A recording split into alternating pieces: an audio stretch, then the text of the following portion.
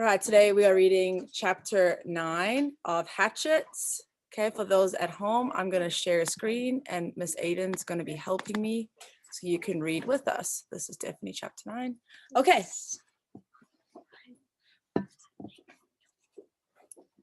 Okay, chapter 9.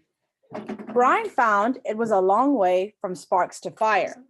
Clearly, there had to be something for the sparks to ignite, some kind of tinder or kindling, but what?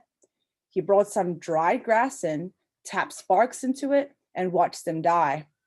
He tried small twigs, breaking them into little pieces, but that was worse than the grass. Then he tried a combination of the two, grass and twigs, nothing. He had no trouble getting sparks, but the tiny bits of hot stone or metal, he couldn't tell which they were, just sputtered and died. He needed something finer, something soft and fine and fluffy to catch the bits of fire. Shredded paper would be nice, but he had no paper. So close, he said aloud, so close. He put the hatchet back in his belt and went out of the shelter, limping on a sore leg. There had to be something, had to be. Man had made fire. There had been fire for thousands, millions of years. There had to be a way. He dug into his pockets and found the $20 bill in his wallet. Paper, worthless paper out here. But if he could get a fire going, interesting, right? How she gave him $20 for an emergency, and now he's in an emergency, he can't even use the $20 for what it's designed for. Ironic. Okay.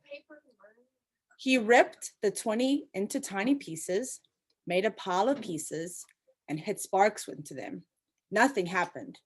They just wouldn't take the sparks, but there had to be a way, some way to do it. Not 20 feet to his right, leaning out over the water, were birches, and he stood looking at them for a full half minute before they registered in his mind. They were a beautiful white with bark-like clean, slightly speckled paper. He moved to the trees. Where the bark was peeling from the trunks, it lifted in tiny tendrils, almost fluffs. Brian plucked some of them loose, rolled them in his fingers. They seemed flammable, dry, and nearly powdery. He pulled and twisted bits off the trees, packing them in one hand while he picked them with the other, picking and gathering until he had a wad closer to the side of a baseball. Then he went back into the shelter and arranged the ball of birch bark peeling at the base of the black rock. As an afterthought, he threw in the remains of a $20 bill. He struck, and a stream of sparks fell into the bark and quickly died. But this time, one spark fell on one small hair of dry bark, almost a thread of bark, and seemed to glow a bit brighter before it died. The material had to be finer. There had to be a soft and incredibly fine nest for the sparks. I must make a home for the sparks, he thought. A perfect home, or they won't stay. They won't make fire. He started ripping the bark, using his fingernails at first, and when that didn't work, he used the sharp edge of the hatchet, cutting the bark in thin slivers, hair so fine they were almost not there. It was painstaking work, slow work, and he stayed with it for over 2 hours. Twice, he stopped for a handful of berries and once to go to the lake for a drink. Then back to work, the sun on his back, until at last he had a ball of fluff as big as a grapefruit, dry birch bark fluff. He positioned his spark nest, as he thought of it, at the base of the rock, used his thumb to make a small depression in the middle, and slammed the back of the hatchet down across the black rock. A cloud of sparks rained down, most of them missing the nest, but some, perhaps 30 or so, hit in the depression, and one of those 6 or 7 found fuel and grew, smoldered, and caused the bark to take on the red glow. Then they went out. Close, he was close. He repositioned the nest, made a new and smaller dent with his thumb, and struck again. More sparks, a slight glow, then nothing. It's me, he thought. I'm doing something wrong. I do not know this. A cave dweller would have had a fire by now. A Cro-Magnon man would have a fire by now. but I don't know this. I don't know how to make a fire. Maybe not enough sparks. He settled the nest in place once more and hit the rock with a series of blows as fast as he could. The sparks flowed like a golden waterfall. At first they seemed to take. There were several, many sparks that found life and took briefly, but they all died, starved. He leaned back. They are like me. They are starving. It wasn't quantity. There were plenty of sparks, but they needed more. I would kill, he thought suddenly, for a book of matches. Just one book, just one match, I would kill. What makes fire? He thought back to school, to all those science classes. Had he ever learned what made a fire?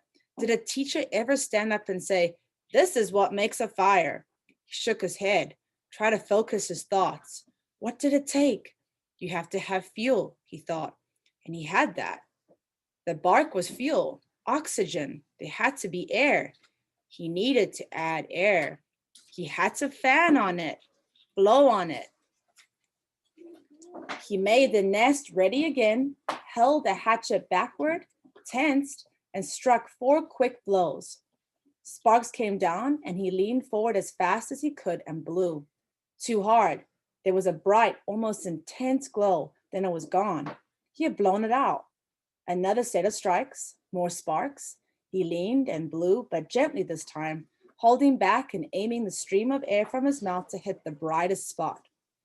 5 or 6 sparks had fallen in a tight mass of bark hair, and Brian centered his efforts there. The sparks grew with his gentle breath. The red glow moved from the sparks themselves into the bark, moved and grew and became worms, glowing red worms that crawled up the bark hairs and caught other threads of bark and grew until there was a pocket of red as big as a quarter, a glowing red coal of heat. And when he ran out of breath and paused to inhale, the red ball suddenly burst into flame. Fire, he yelled. I've got fire. I've got it. I've got it. But the flames were thick and oily and burning fast, consuming the ball of bark as fast as it was gasoline.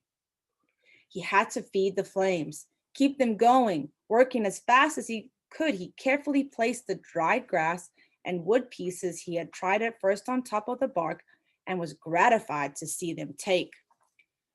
But they would go fast. He needed more and more. He could not let the flames go out. He ran from the shelter to the pines and started breaking off the low, dead, small limbs. These he knew in the shelter. He threw in the shelter, went back for more, threw those in, and squatted to break and feed the hungry flames. When the small wood was going well, he went out and found larger wood and did not relax until that was going. Then he leaned back against the wood brace of his door opening and smiled. I have a friend, he thought. I have a friend now, a hungry friend, but a good one. I have a friend named Fire. Hello, Fire. The curve of the rock back made an almost perfect drawing flue that carried the smoke up through the cracks of the roof but held the heat.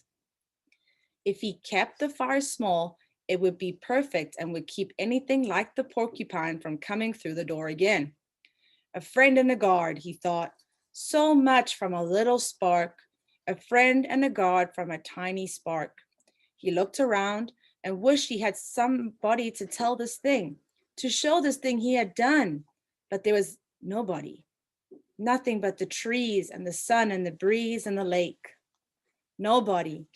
And he thought, rolling thoughts, with the smoke curling up over his head and the smile still half on his face, he thought, I wonder what they're doing now. I wonder what my father is doing now. I wonder what my mother is doing now. I wonder if she is with him.